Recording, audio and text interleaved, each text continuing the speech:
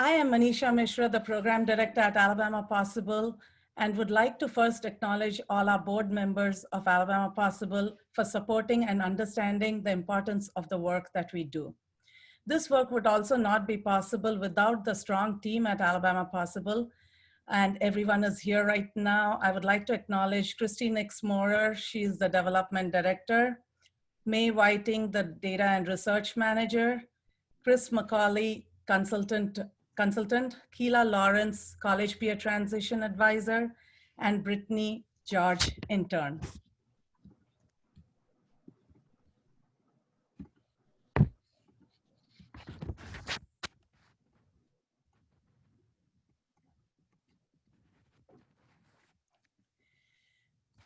Today is an exciting day for education in the state of Alabama as we launch the Alabama College Attainment Network in support of the Success Plus goal. Creating new educational programs or fixing any one point on students' educational journeys is not the path to achieving this goal. Instead, in order to meet our educational attainment and workforce goals, we have adopted metrics for accountability and are dedicated to collaborating effectively so that we are all rowing in the same direction. To coordinate community initiatives and accelerate change, education and workforce agencies have formed the Alabama College Attainment Network,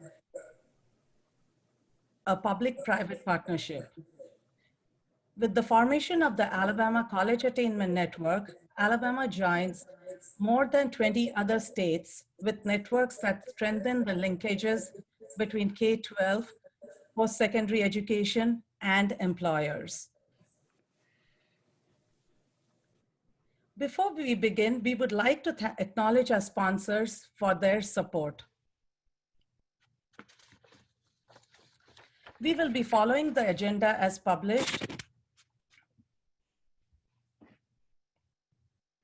Right now, I would like to invite Ron Houston, board member of Alabama Possible and Alabama College Attainment Network Steering Committee member. Before we begin, before Ron begins, will you all please mute yourselves?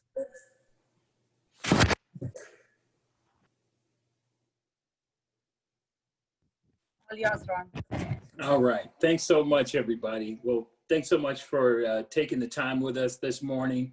I believe everybody understands, because we've had an opportunity to participate, that the Alabama College Attainment Network was formed in response to our achievement for the Success Plus goals of adding about 500,000 individuals with valuable post-secondary credentials to the Alabama workforce by 2025. That's what the target is. And we certainly want to thank the Alabama State Department of Education, the Alabama Community College System, and the Alabama Commission on Higher Education. And the hope is that Alabama Possible, those are the founding members. And our goal is for Alabama Possible to be that backbone and that collaborative structure and support. So now I'd like to have you sit back and hear a few words from the Honorable Governor Kay Ivey.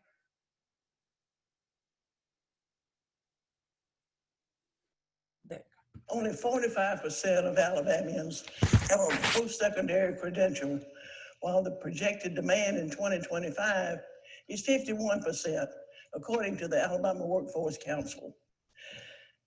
Alabama Possible is a statewide nonprofit focused on breaking down barriers to prosperity through education, advocacy, and collaboration, so that every Alabama high school student graduate is able to pursue and complete a valuable post-secondary credential.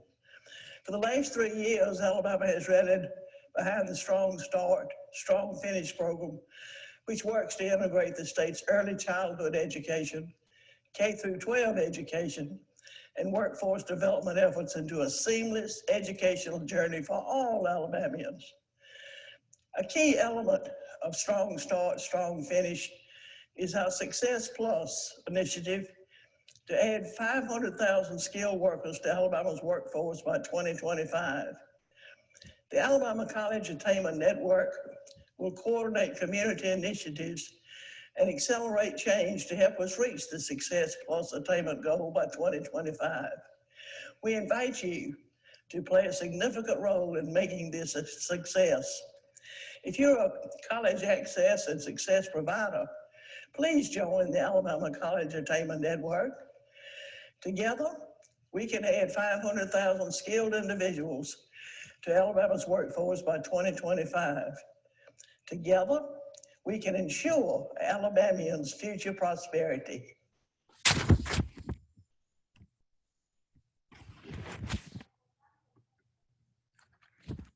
Thank you to Governor Ivey for the message. Our next speaker is Dr. Jim Purcell. He is the Executive Director of Alabama Commission on Higher Education. Dr. Purcell. Yeah, I'm glad to be here, and I'm glad the governor really talked about that target. I mean, that's a pretty daunting target if we're just going to look at higher ed and what we currently produce. We'd have to increase degree production 16% every year on top of every year by 2025 to get there. What it is going to require is for us to get adults back into college, get adults that have never been to college in there, and also get a larger return on high school students going on to post-secondary education so that they can be contributors to that economy and have the skill sets to live a good life here in Alabama. I'm really glad that we've joined this particular network. The national group, the National College Attainment Network, has done great work. They'll give us lots of advice on how to do this. And really our plan will be really up to us what we want to have as our emphasis and what our priorities are and which ones of us within this collaboration have the particular skill sets to do particular work. And I'll give you some examples. I've moved around a good bit. It's my sixth state, but in Oklahoma, they mostly concentrated on getting adults back in.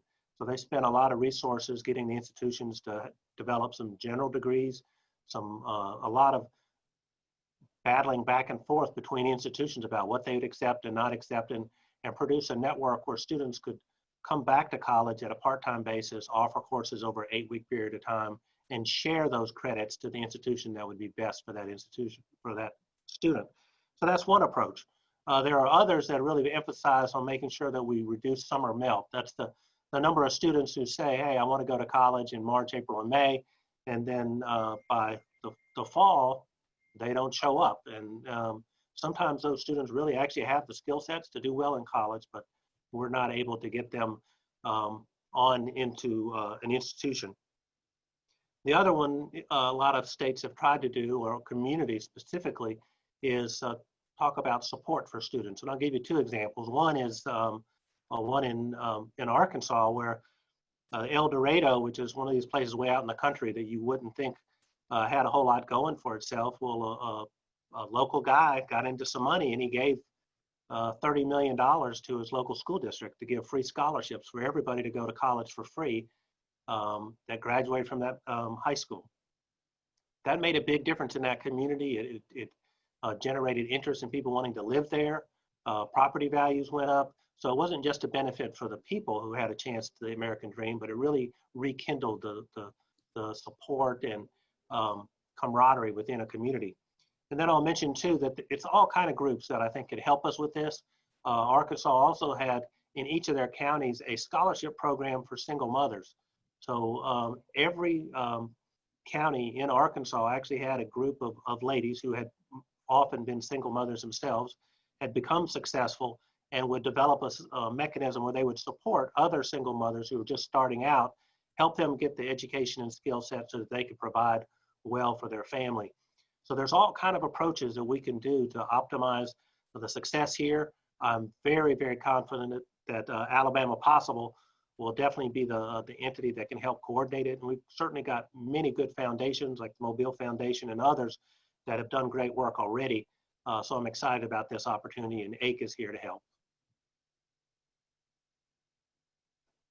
Thank you, Dr. Purcell, for your message, and thank you for showing us the importance of collaboration and how different entities could work in different ways together. Thank you. Our next speaker is Dr. Daniel Boyd. He's the Deputy State Superintendent for Education, Alabama State Department of Education. Dr. Mackey sends his regrets he couldn't be there today, but Dr. Boyd, all yours. Thank you, and it's good to be here. Again, as you just said, Dr. Mackey had a scheduled conflict and he sends his apologies. We're doing a lot of work here at the department to make sure that when our students do matriculate into college that they're ready for it. There's a lot of professional development that we provide for our teachers. One of the concerns that we're aware of is the fact that sometimes when our students leave high schools, they may not be accustomed to the rigor of college levels. So we're providing prescriptive professional development to make sure that our teachers understand the importance of helping students climb through Bloom's taxonomy pyramid, which including to use such things or questions that allows the students to apply information or analyze information or evaluate and synthesize information. And by doing this, this will increase critical thinking skills and will increase the chance of doing well in some of their college level courses. Also, we stress the importance of varying the instructions using different types of methodologies and different applications of concepts. It's also important too for our teachers to teach our course of study to fidelity. As you probably know, the course of study has content, subject content information, and that's the information we want to make sure that the teachers are able to go in depth. COVID has created some challenges for us, but we have put some strategies out there for our LEAs to use different strategies, whether they're doing in-person instruction or whether they're doing virtual instruction. Also, it's so important for us to show the students that we care about them. That's another part about the students. We're not only working with the part above their shoulders, we work with the whole students, and doing that, a part of that is to show that we care about every student. There's a saying that a student will not learn until they believe that they could trust you, or that you believe in them. So we stress that, and we provide professional development in that particular area. It's also important for our educators to be transparent and to share good information with students. That's one particular part with the prescriptive professional development that deals more so with the whole child and to a certain degree instruction. But another thing is we want to make sure that our teachers are prepared when they get in the classroom. So working closely with Dr. Purcell and that group there has helped us out to make sure that we're able to recruit the best and brightest individuals to our classrooms across the state. But even when they come to our school systems, it's important for us to provide prescriptive professional development based on disaggregated data. For example, if we know that a particular teacher has a problem with teaching fractions, we can disaggregate the data and see exactly where that particular problem is and provide that, again, prescriptive professional development so that content knowledge could be better than where it is now, so that teacher can do a better job of conveying the information to the students. Another important component of a student entering college is for that student to do well on the ACT. Working with ACT, we have a plan in place that if a student qualifies, if it's a low income student, we have up to 4 vouchers that will be granted for that particular student. We use the ACT here in Alabama as a high stakes test, so it meets part of the requirements for ESSA. So we administer different tests through different grades. So from grades 3 through 8, we'll be administering the DRC, the data recognition test, and then we administer the ACT at the high school level. And we administer it twice. You have a pre-test and a post-test, and we measure the growth that exists. But that's just one test, and that's the information that we use to meet the federal guidelines. But again, as I mentioned before, we also have 4 other opportunities for students to take the ACT. And it's also interesting to note that in comparison, when we look at the average of the students who take the ACT only once, their scores at a certain level. But if they take it a second time, on average, the increase is by 3 points, the composite score. So that's a significant difference. And if they take it the third time, it's like 2.5 or somewhat increase. So sharing that information conveys to us the fact that the more you take the ACT, the greater likelihood your score is going to be higher. So we're working with our school superintendents and our principals and teachers to encourage the students to take the test as much as possible, particularly when it's free to a certain segment of our population. We're here to help, and we want to make sure that our students have the necessary tools to matriculate in higher education and be successful, because that's our ultimate goal. Our ultimate goal is to make sure that we have productive citizens for our society. Thank you, Dr. Boyd. And we have, Alabama Possible has worked on with Alabama State Department of Education on multiple projects. So we have really enjoyed the collaboration and the cooperation that Alabama State Department of Education has provided. Thank you. Our next speaker is Dr. Susan Yvette Price. She is the Vice Chancellor of Alabama Community College System. Dr. Price. Thank you, Manisha. Good morning, everyone. I see lots of familiar faces and some that I don't know so well. So let me just introduce myself. I am Susan Price, and I'm Vice Chancellor for System Development at the Alabama Community College System. And it's really a pleasure for me to join you for this kickoff on behalf of our System Chancellor, Jimmy Baker, as well as our system institutions. One of the great things about following Dr. Purcell, Dr. Boyd, and of course, Governor Ivey is that they really have said it all so well. And so all I really have to say is, yep, I agree. But those who know me know I never stop at, yep, I agree. We at the Alabama Community College System are really proud to join with you, as well as with our secondary partners, our higher ed partners, as a partner with Alabama Possible in this effort. In so many ways, our system sits at the crossroads of education, able to connect with students coming from high school, as well as older or what you would call non-traditional students, representing all functioning levels. We can prepare them for transfer to our system colleges and universities, and we can prepare them to immediately go out into the world ready for employment. We know that access and education are the game changers. Several years ago, I had the privilege of serving on the board of directors of the Alabama Poverty Project, the predecessor to Alabama Possible. At the time, we were guided by the wisdom of Dr. Wayne Flint and the late Dr. David Potts, and our focus was primarily on providing data as a way of educating people on poverty. In those earlier days, and so I'm talking really pre-Christina, we knew that eventually we would expand the scope of our work, but we weren't quite ready at that time. I remember one day musing with one of my colleagues on the board on this scenario. I said, you know, what would happen if we turned on the news and the leading story was about an epidemic gripping the country? It's afflicting millions of people in a way that is so debilitating, they are prevented from living their best lives. This affliction is so bad that it generates or it affects generations of families. We both agreed that upon hearing the news report, people would be up in arms, worried about their families and livelihood, and calling with great fervor for a vaccine and countermeasures. We said there would be a call for all hands on deck to search for the cure. That's how I saw, and that's how I see the predicament of so many people in this state and country. It's an affliction that we see every day manifested in generational poverty, public assistance, high dropout rates among certain populations, underemployment, poor healthcare practices, and troubling incarceration rates.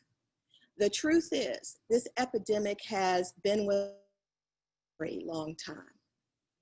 Of course, you know, I had no way of knowing that about 12 years after that conversation, this world would be reeling from a very real, devastating, and deadly pandemic. But it is remarkable how we have responded in a matter of a few months with an all hands on deck approach to find solutions and ways to mitigate the spread. In the 12 years since the conversation with my colleague, the Alabama Poverty Project has evolved into Alabama Possible, active in the fight against poverty. And through their efforts and our collective efforts, we are beginning to see what a difference it makes when groups start coalescing, working together to make access to education a reality. I really didn't believe they had a path to success. We know it's going to be a long slog, but for the first time, I'm really beginning to see real progress because of you, your efforts, and your commitment. So I really just want to say, I know far too well how important advocacy is to student success in post-secondary education, especially for population groups that have not found access to college very easily. I thank you on behalf of our 24 community and technical colleges for the countless hours you have spent planning and engaging with students to help them erase barriers to education through things like FAFSA completion, providing resources to students and their families, and overall cultivating a culture of college in the state of Alabama. This is how you beat an epidemic. I'm grateful to all of you, and I look forward to making even more progress in the future. Welcome, and thank you for your time.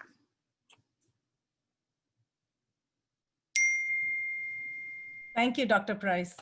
Thank you for that message. And you're so right in talking about the college-going culture. That is what we do to create a college-going culture. All our work is aimed at that. And it is, we have organizations like yours, like Alabama Commission on Higher Education and Alabama State Department of Education, who are the influencers, right? You all are the policymakers. So it is great to have the cooperation from all of you, and all the organizations are all working towards that one direction. Thank you.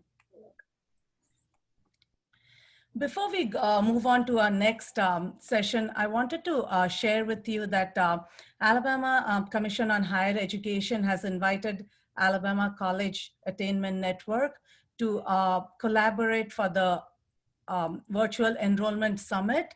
So please, the partners expect an email soon from us where you'll get the opportunity to share what you want, ideas and speakers who you want to be at the summit. So please expect an email from us soon. Moving on to the virtual data walk. So in May 2018, Governor Ivey adopted a goal of adding 500,000 individuals with valuable post-secondary credentials to Alabama's workforce by 2025.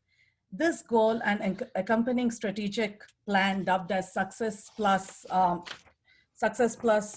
encourages educators to provide opportunities for every student to continue their education after high school.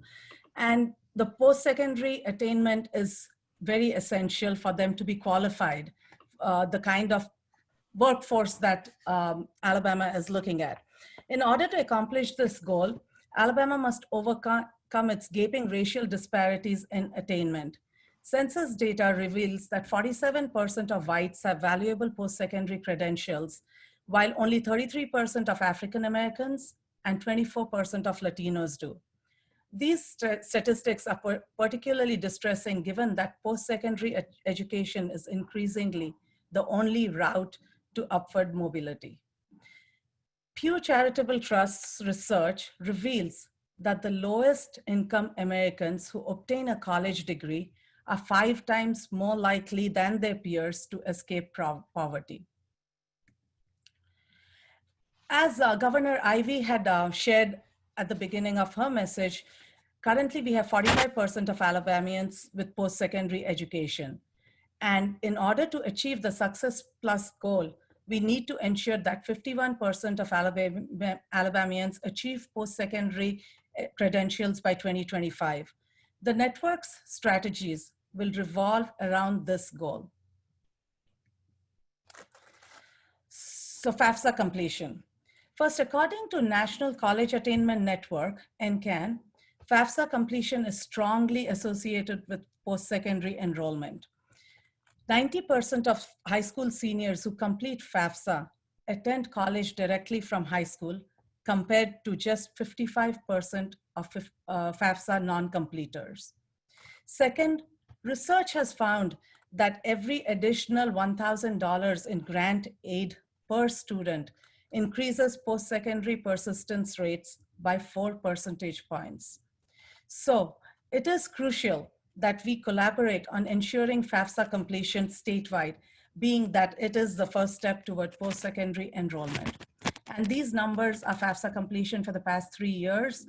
And even though 2020, we did not go beyond the 54.91% of 2019, it is commendable that during the difficult times of this pandemic, when everything was closed, schools were closing, colleges were closed, that we still were able to achieve that number. And it is all thanks to all the educators in the high schools who have worked really hard in getting this completed. So 2021-2022 FAFSA is open now.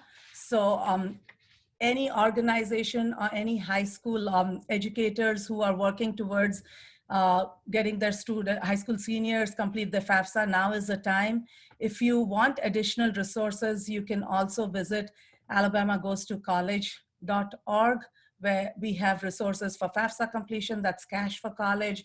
We have resources for college, Alabama College Application Week, which we have developed in collaboration with Alabama State Department of Education. And we have ways you can celebrate your students who decide on a career and a college through the college and career decision week. So this is this is the latest data that available to us. So in 2018, the high school students who graduated, 62.02% of those high school graduates attended college, either a 2-year or a 4-year college. And total college completion, this again is the 2012 cohort for 4-year schools and the 2015 cohort for 2-year schools. They completed 45.10% completed their post-secondary education. Now, that 45% in 2025 has to be at 51% if we are to achieve our Success Plus goal, and which is what we want to do. So it is very imperative the work that we do as a group takes us to that percentage and beyond. So we all are working towards this post-secondary, not only access, but also success for the students.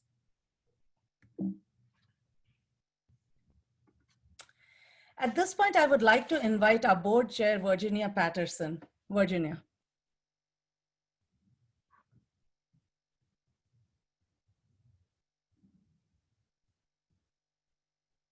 You might be on mute, Virginia. Here. This is the problem with using an iPad for a Zoom call. Thank you, Manisha, I appreciate it. The mission of the Alabama College Attainment Network is daunting, but it is, and I'll just restate it, the goal is to increase college and career readiness, access, and completion in Alabama, particularly among our low-income students, our first-generation college-going students, and our students of color. We know that this will not be easy. If it was easy, it would have already been done. So I want to thank and acknowledge all of our partners in this effort. They are listed here on the slide, and I want to thank them for working with Alabama Possible to launch the Alabama CAN network. And I want to also thank and acknowledge the members of our steering committee, as well as the recruitment committee of this network. The work that you are doing is incredibly important. The founding members of the network identified the need for a backbone network support organization to enable collaborative multi-sector efforts that will all be needed to accomplish this goal. Alabama Possible is proud and happy to fill that need and to build the network's infrastructure, to provide data, to prioritize opportunities for action, to support the aligned activities of our partners, and to adapt strategies as needed. This, along with the support and collaboration of all of our partners, will ensure that we achieve the Success Plus goal of adding 500,000 Alabamians with valuable post-secondary credentials to Alabama's workforce by 2025. A daunting task indeed, but I am confident that we will get there. Thank you. Thank you, Virginia. Thank you for the message. Our Next speaker is MorraLee Keller. She is from National College Attainment Network, and she has helped us actually launch this, the Alabama College Attainment Network, and she'll be bringing the closing remarks. MorraLee. Thanks, Manisha. It has been ACAN's privilege when we were contacted by Alabama Possible to ask if we would be willing to assist in an effort to bring together a statewide network. We can't answer any other way but yes. And so we were wildly excited to be invited to be a consultant in the thought behind this network. We had a great opportunity to work with members of the steering committee and the stakeholders that were invited to the table to have discussions along the way to talk about what might a network look like for Alabama, what should be the priorities of a network. And so we were thrilled to work with all the stakeholders there to develop the framework for this network, and to have an organization as strong as Alabama Possible to be willing to step up and be the backbone is a great blessing for your state. We know that there will be lots of good work ahead. We're also proud that the Alabama College Attainment Network is one of the newest members of the National College Attainment Network. So we are thrilled to welcome another statewide network. So, you know, our goal, I guess, will be to get to 50 of these one day. We're not there yet, but Alabama has come to the good side of the fence here. So we look forward to watching the great work that happens in Alabama. We are confident that you're going to get us close, if not meet that goal that is set for the state. And we know that Alabama will bounce back, as we hope all the other states do, in FAFSA completion. I will say this, you were only down a little over a percentage point nationally. The FAFSA completion rate dropped over 4 percentage points. So Alabama did a great job of hanging in there and working hard to get FAFSAs completed, which we know will translate to students that enroll in post-secondary, which is, we've got to get them in there to get their credentials or their degrees and get them out into your workforce. So thanks for the opportunity for working in Alabama. We look forward to watching the great things that happen and wish the network the best as you all move forward.